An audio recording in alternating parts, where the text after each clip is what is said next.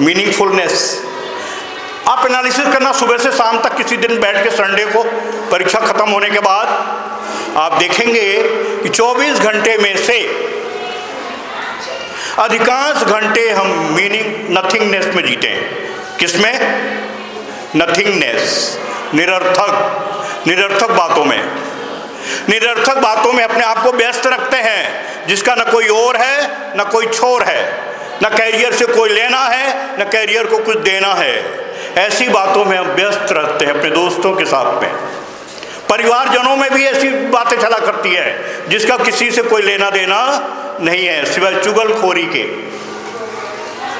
चुगलखोरी में हम इतनी समय बिता देते हैं जिसका हमसे कोई लेना, बल्कि नुकसान ही है।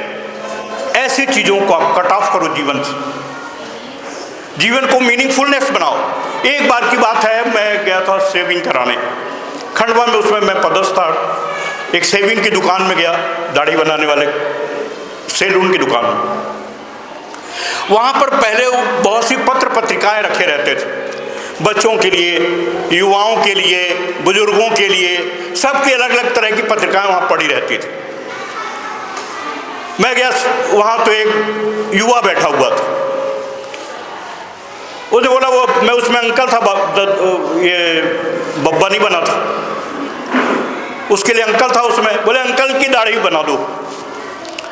हमने कहा ये बेटा बहुत अच्छा है, देखो इसका नंबर आ गया था, पर मेरा उसने नंबर लगा दिया, कितना अच्छा लड़का है। तो सैलून की दुकान वाले ने जो कहा वो आप महसूस करिएगा। उसने कहा सर वो देखो पढ़ क्या रहा है। हमने झांक के देखा वो किताब, तो ज़्यादा देर तक मैं नज़र नहीं टिका पाया। क्या था वो? मीनिंगफुलनेस। वो जो हम पढ़ रहे हैं साहित्य, वो मीनिंगफुलनेस है जिसमें मेरी नज़र ही मैं नहीं मिला पाया।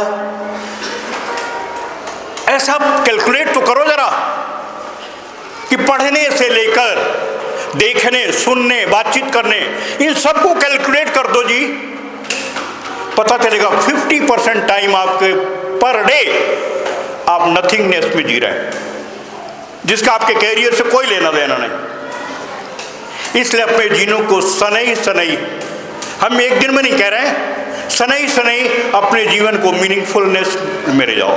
जो आपके अभी पीछे पढ़ा ना आपने, लर्निंग, अभी आपकी जो उम्र है लर्निंग की है। लर्न क्या करना है ये भी आपको सोचना है, ये भी आपकी चॉइस है, क्योंकि आपका जीवन चॉइस पे है, आपका कैरियर आपकी चॉइस पे डिपेंड करता है।